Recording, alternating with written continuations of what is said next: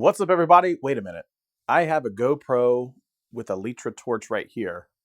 And this is a GoPro review / how to use it like a big idiot like me. Why don't I just record the whole thing on a GoPro? What's up, everybody? This is Scott. Welcome back to another video. Today's video is going to be filmed completely on a GoPro Max. That is the 360 camera from GoPro. You can get it out there for $499. And I'll be honest, I've been trying to get a GoPro for a long time. I've been trying to figure out like what exactly would I use a GoPro for, and definitely what would I use a GoPro Max, which is the 360 camera. Is that something that you should use as maybe a first-time GoPro buyer? Stick around to this video. I'm going to talk about a lot of different situations, a lot of different features this GoPro has, film in a different bunch of places and things like that. So join me on a trip. Cool. So there's multiple different versions of the GoPro that you can use. And there's also multiple different lenses. So this is more your traditional, what they refer to as hero version. And in this hero version right here, this is at their 13mm lens, so it's exceptionally wide, very much fisheye-ish. And I don't have the GoPro that far away from me, just inside an arm's length.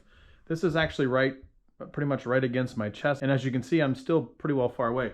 This is about an arm's length where I'm walking around. You can kind of see the studio and things of that nature. So let me cut into a much closer crop in this hero mode. Now this is the most narrow lens that they have, and I'm still about an arm's length away holding a switch pod. But the point is that this is a 27mm, and I'm still fairly close, so you can see that this is a pretty good vlogging type setup that I have going here. Now I do have a Litra light there, the Litra Pro, which is an exceptional light, and I absolutely love them. Prepare yourself for this particular sponsorship read. Today's video is brought to you by Technically Speaking's official lighting sponsor, Litra. Did you know that you can have studio level lighting that fits into your pocket or your bag? Litra offers compact, professional level lighting with both photographers and videographers in mind. The Litra Torch 2.0 has precision optics with high CRI packed into a small, best-in-class LED system that fits right into your pocket. The Litra Pro is the world's first spectrum bicolor video and photo light, and with Bluetooth compatibility, adjustable color temperature, and fully dimmable light, the Litra Pro is a workhorse packed into a tiny package. Both of these lights are waterproof as well. Litra lights are some of the brightest in the industry, so if you're looking to step up your lighting game with some award-winning lights, look no further than Litra. Check out the description below for all the details. So this is the hero version that you see here. Now let me show you what it sounds like inside of a Jeep.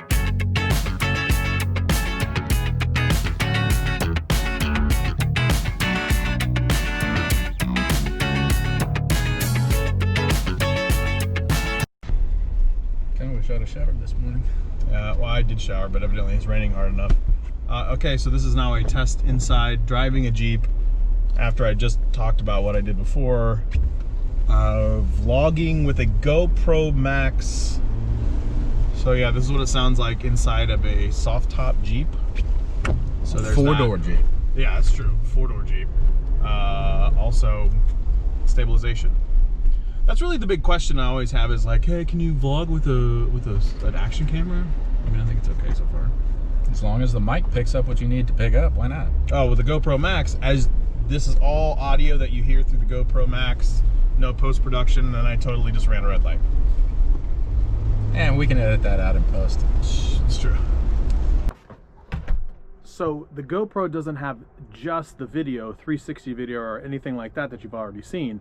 Obviously I can do the hero mode on the front facing, but there's some camera things that you can do as well if you're into that type of photography. So let's look at some sample shots here.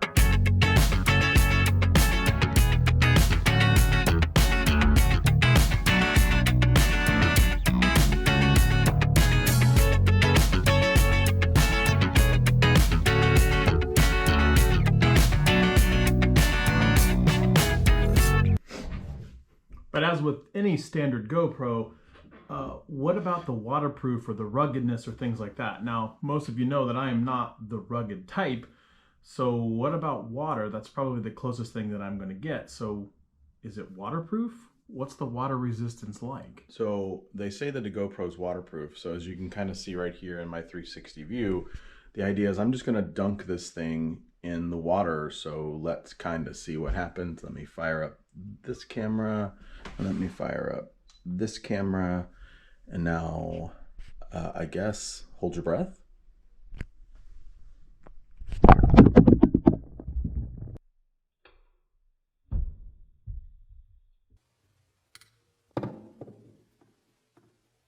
But for those that have $500, should you really be going out and spending it on a GoPro like this?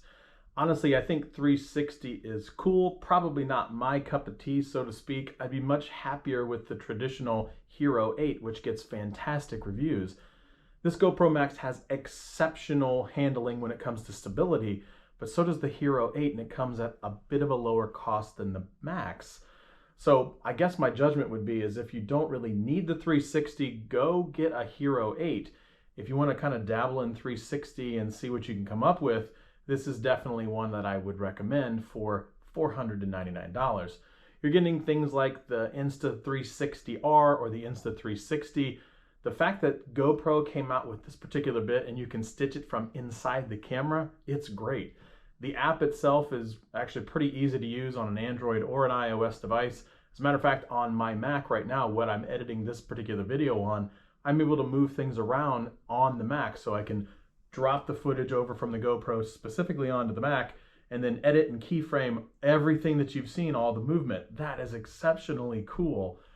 But again, is it more gimmick than anything else? I don't really find myself using 360, but I would definitely use this from like a Hero 8 mode or a Hero mode where I have the front or the rear facing camera. Another cool thing about this is everything that you've heard here, including what was shot on the hood of the Jeep, is all with the microphones that are on the GoPro Max. It's gross out. This is a test. Can you vlog in the rain with a GoPro Max?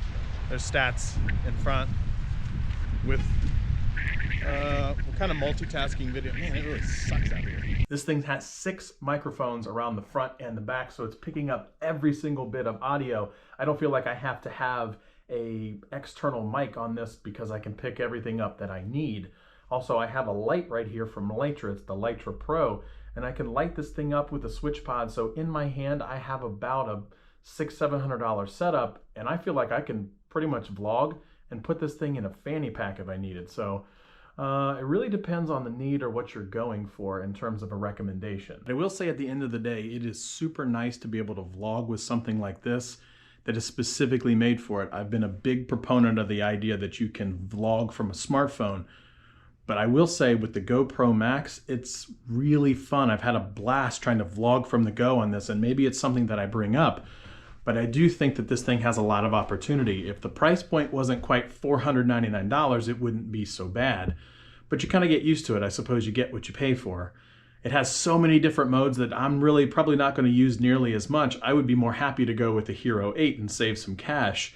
But if you're looking for all of these different features, power pano, a little bit more like the wide shots, there's so many different angles with this thing. For $499, this thing packs quite the punch. So let me know in the comments if you plan on picking up a GoPro Max, and of course, all the links in the description about the product itself. Big shout out for Lytra for being the official sponsor of Technically Speaking for the lighting. And if you have any other questions or anything like this, as always, like, share, subscribe, thumbs up, leave a comment below, and we will see you next time.